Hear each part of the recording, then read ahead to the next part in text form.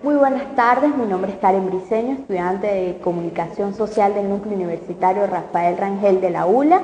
En esta oportunidad me dirijo a ustedes desde el Museo de Arte Popular Salvador Valero, ubicado en la sede Carmona, y me encuentro acompañada de un ilustre pensador trujillano, el articulista Gustavo Godoy Peña, quien escribe para la columna del diario El Tiempo Entre Libros y Montañas. He destacado además por pertenecer como coordinador al Partido Progresista Avanzada y bueno, además de esto ha sido reconocido con el premio al mejor articulista del 2015 del diario El Tiempo como revelación del año, pero dejemos que sea él mismo quien nos cuente. Acompáñenme. Sus escritos se destacan por reflexionar sobre temas de relevancia social como el consumismo, la globalización, la guerra y la economía, además de la religión. Pero dejemos que sea él quien nos cuente cómo fueron sus inicios, cuándo empezó a escribir para el diario El Tiempo. Bueno, los inicios al escribir fue la forma de diario. Al principio escribí para mí, para comprender ciertas cosas, para ordenar mis pensamientos. Pero luego surgió la idea, por tener buena relación con los medios, surgió la idea esa de enviar a ver qué tal. Y así se fue desarrollando. Empecé a escribir una vez a la semana hasta que la gente le gustó, para mi sorpresa, porque yo pensaba que iba a tener un poquito de rechazo porque siempre toco temas polémicos y los abordo de un punto de vista que no es el punto de vista tradicional o el punto de vista. Pero me imagino que por la manera como son abordados, a la gente le ha gustado y ha tenido su acogida. Pero al principio fue algo personal y después fue que decidí publicarlo. ¿Qué le motivó a iniciarse como escritor? Bueno, al principio es algo terapéutico, o sea, fue para mí. Fue una manera de expresarme, de desahogarme y de ordenar ciertas cosas, tratando de entender ciertos temas, y me di cuenta que cuando los leía y después los plasmaba en el papel, después los podía expresar mejor y después los veía con más claridad. Entonces al principio fue una cosa como para mí. Y después para publicarlos, de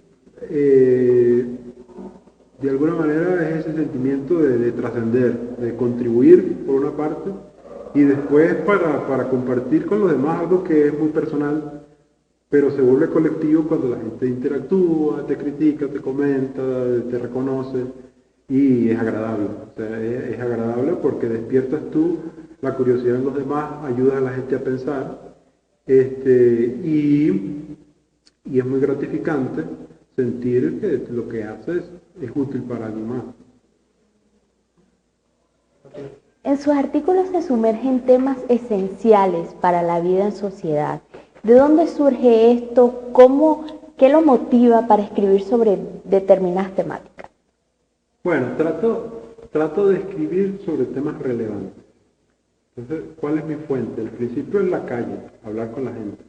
Después los periódicos. Entonces siempre trato de observar y veo cosas que no cuadran. Cosas que sean aceptadas por todos, pero que de alguna manera no cuadran. Por ejemplo, la gente se traza unas metas, pero al mismo tiempo, siempre que las logra, se está quejando y queda hasta como peor que antes. Entonces, yo siempre trato de notar esas contradicciones. Y esas contradicciones por lo general vienen de un tema. Por ejemplo, tú ves que la gente trabaja todo el día trabajando y todo el mundo estresado. Entonces cuando tú le preguntas, ¿por qué estás trabajando? No, porque quiero estar tranquilo. Entonces tú dices, ¿por qué no estás tranquilo? Y entonces a veces queda que no saben contestarte. Entonces ahí es donde tú dices, tengo un tema. Tengo un tema porque hay algo que la gente está haciendo por ser como autómata, porque es así. Pero no es así, eso debe tener una razón, un fondo. Y empiezo a investigar y a pensar y a leer y sale. Entonces, es de lo cotidiano. Trato de que sea relevante, tanto los temas que son muy personales como los temas más grandes. Por ejemplo, la edad de la información, sobre la globalización, sobre la relación entre los países, temas como el religioso, todos esos temas que se vuelven, repiten y repiten y repiten constantemente, lo que cambia es el titular, pero siempre hay unos temas que son como de los temas actuales. Entonces trato eso, el periódico y lo cotidiano me nutre, y mis amigos, lo que leo, siempre sale como de un detalle. Y voy escribiendo en un diario los temas que me parecen interesantes, y de repente cuando encuentro una manera cuando los entiendo, o cuando creo que los entiendo, o encuentro una manera que yo siento que puede ser muy fácil para que la gente lo comprenda a fondo, entonces ahí surge el artículo. Uno de esos temas, como bien lo decía, es la religión. A propósito, ¿practica usted alguna religión en particular? Bueno, yo, más que un hombre de fe, soy un hombre de dudar. Me gusta pensar. Y el pensamiento, mientras más libre, mejor. Sin embargo, sí me ha atraído el fenómeno de la religión. Me encanta estudiar religiones como tal, y sobre todo compararlas, ver la mitología, la religión, ese tipo, y los temas que manejan la religión.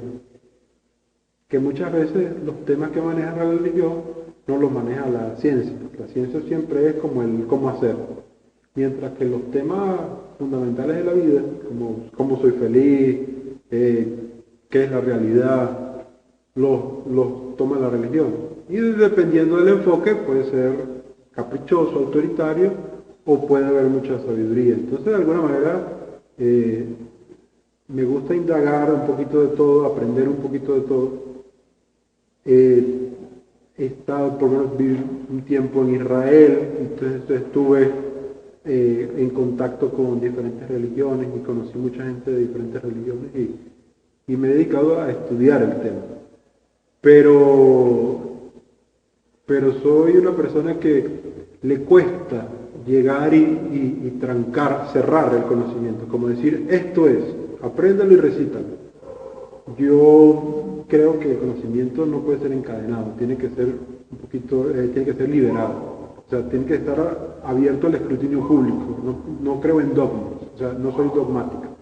Sin embargo, sí me apasiona el tema de la religión y los temas de la religión.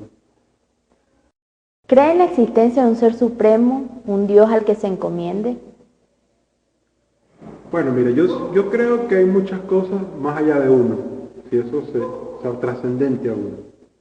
Lo que no creo es en la capacidad del ser humano y de nuestra mente de entenderlo en su totalidad.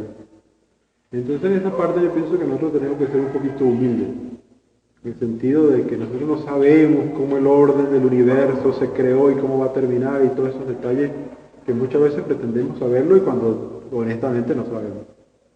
Entonces, sí, obviamente hay un universo afuera y hay un misterio y hay miles de cosas superiores a uno en el sentido de lo limitado que es uno, en ese sentido superior.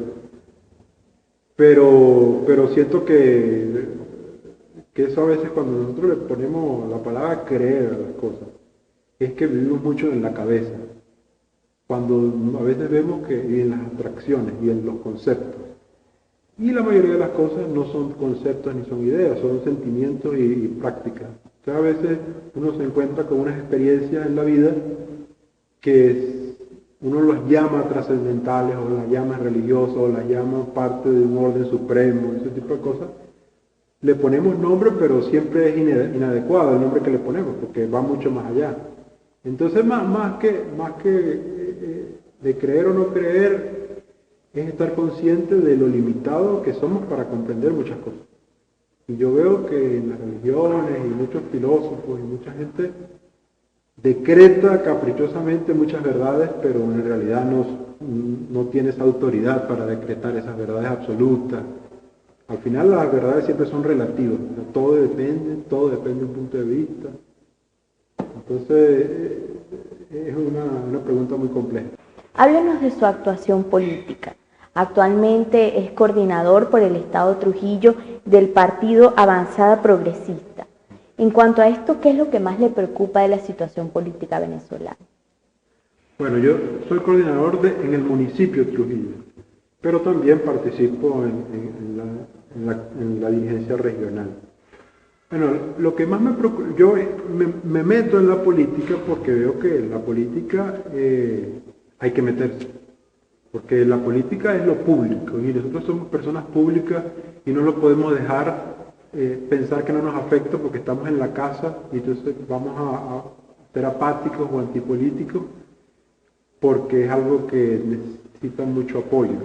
Porque el problema es ese, que la gente buena se ha retirado de la política, entonces después nos quejamos que los políticos y la política es algo malo, sucio, y yo siento que es algo que uno al contrario, mientras peor sea, pues más gente preparada y gente con buenas intenciones es que tiene que meterse. Sobre la situación política lo que yo veo es que es muy compleja, muy dinámica, muy peligrosa, y se necesita que todos los venezolanos busquemos las soluciones a las cosas. En vez de estar con la peleadera, con muchas veces con mucha tontera en muchas cosas, porque a veces tú me metes en las redes sociales o lees los periódicos y los temas que deberían tratarse no se tratan. O sea, todo es la broma, el detalle, la broma doble sentido, el insulto. Y yo pienso que eso es un grave error, aunque a veces provocará caer en esa pelea, en eso de que yo hago lo que tú me hiciste a mí antes, ese tipo de cosas. Pero lo más grave que yo veo es eso, que aparentemente hay un proceso de transformación, pero no sabemos de transformación de qué a qué. Porque a mí me gustaría que, como la situación está mal, que la transformación sea para mejor. Pero no me gustaría que la transformación sea simplemente un cambio de color de camisa. Que a mí me encanta, y jugar a que nos tenemos que hundir todos porque no me gusta algo también es una locura. Yo pienso que tenemos que dejar los rencores y dejar cuanta cosa negativa haya y pensar en función al país y tratar de hacerlo de la manera más ética y la mejor manera para todos. Si se cometieron errores, bueno, errores los cometimos todos, pero ahorita es un tiempo de accionar.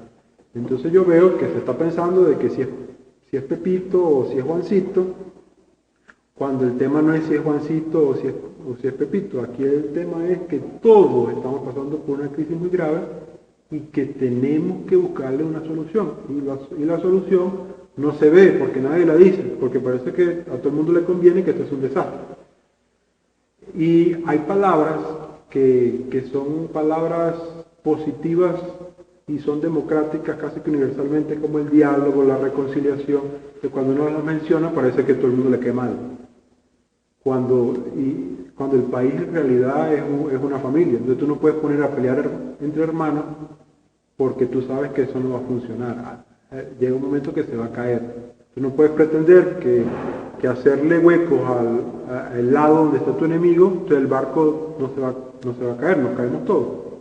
Entonces falta mucho, esa visión falta mucho, y yo estoy en la política de alguna manera eso, para hacer esa voz para tratar de influir, que no es fácil, porque muchas veces la clase política es de baja calidad, o sea, es complicado. Pero uno tiene que hacer el aporte a ver si algo se logra. Bueno, muchísimas gracias, fue un placer.